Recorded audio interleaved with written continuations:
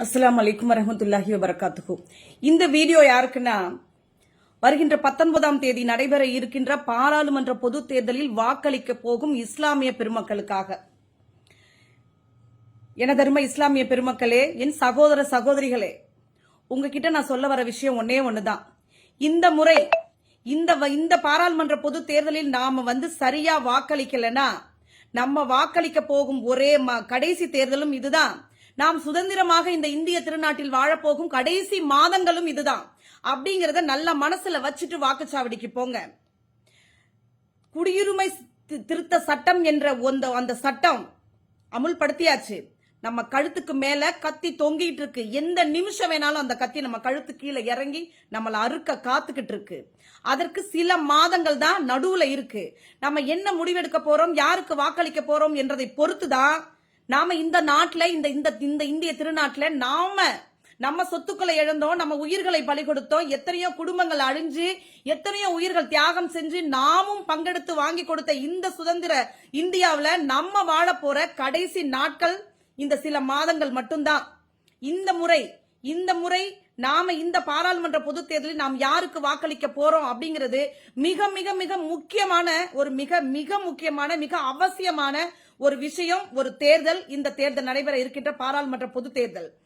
நிச்சயமாக மக்களே, இங்க என்ன தமிழ்நாட்டுல என்ன பிரச்சனை, இங்க ஒன்னும் பிரச்சனை இல்ல அப்படின்னு நினைச்சீங்கன்னா அது மிகப்பெரிய தவறு, மிகப்பெரிய முட்டாள்தனம். இங்க மும்முனை போட்டி, நால்முனை போட்டி எல்லாம் கிடையாது. இருமுனை போட்டி தான். ஒரு கூட்டணி, இந்தியா கூட்டணி. பாசிசத்தை எதிர்க்கின்ற, ஜனநாயகத்தை காக்கின்ற, நம்மை போன்ற இஸ்லாமிய பெருமக்களுக்கு தோளோடு தோள் நிற்கின்ற இந்தியா கூட்டணி, திமுகவின் கூட்டணி கட்சிகள் இணைந்த இந்தியா கூட்டணி. இன்னொன்னு அதிமுக, தேமுதிக ஒரு கூட்டணி, பாமக, பாஜக மற்றொரு கூட்டணி. இது வேற அணி, வேற கூட்டணி, வேற நபர்களுக்கு நம்ம வாக்களிக்க போறோம் அப்படின்னு நம்ம இஸ்லாமிய மக்கள் நினைச்சீங்கன்னா அது மிகப்பெரிய முட்டாள்தனம். அதிமுகவும், தேமுதிகவும், பாஜகவும், பாமகவும் அனைத்துமே ஒரே கூட்டணி தான், ஒரே அணிதான்.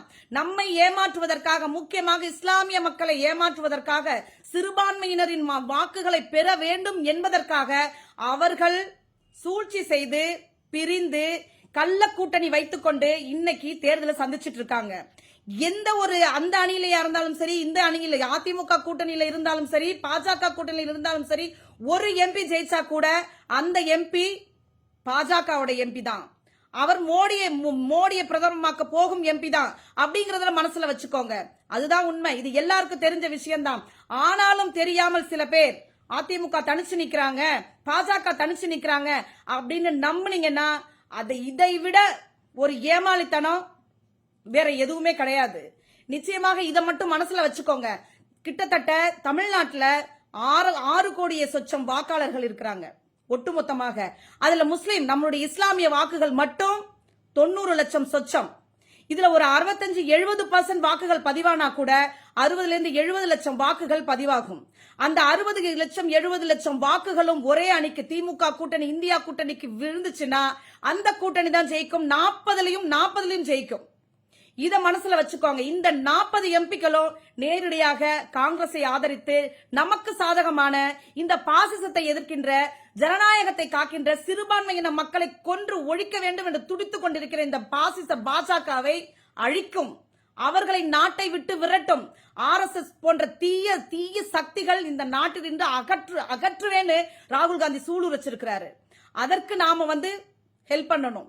நம்ம ஓட்டுகள் மூலமா நம்ம கஷ்டப்பட்டு நம்ம சொத்து சுகங்களை இழந்து நம்ம உயிரை பலி கொடுத்து நம்ம வாங்கி கொடுத்த சுதந்திர அன்னைக்குனா இன்னைக்கு நம்ம ஓட்டின் மூலமாக, நாம அளிக்க போகும் வாக்கின் மூலமாக அந்த 2வது சுதந்திரத்திலையும் நம்ம வெற்றி வாங்கி கொடுத்தோம்னா, வெற்றி பெற்றோம்னா நிச்சயமாக காங்கிரஸ் ஆட்சி அமைக்கும். நாம் எல்லாம் பாதுகாப்பான ஒரு இந்தியாவில் வாழக்கூடிய சூழ்நிலையை அவர்கள் நமக்கு உருவாக்கி தருவார்கள். அது உருவாக்குறதுக்கு நாம உறுதுணையா இருக்கணுங்கிறத நாம சிரம் தாழ்ந்து நான் கேட்டுக்கிறேன். இன்ஷா அல்லாஹ் வருகின்ற 19ஆம் தேதி நிச்சயமாக நம் அனைவருடைய வாக்கும் திமுக கூட்டணிக்கு விழுந்துச்சுன்னா நிச்சயமா நாம ஜெயிச்சோம். இந்த 2வது சுதந்திர போர்லயும் நாம ஜெயிச்சோம். அஸ்ஸலாமு அலைக்கும் வரஹ்மத்துல்லாஹி வபரகாத்துஹு.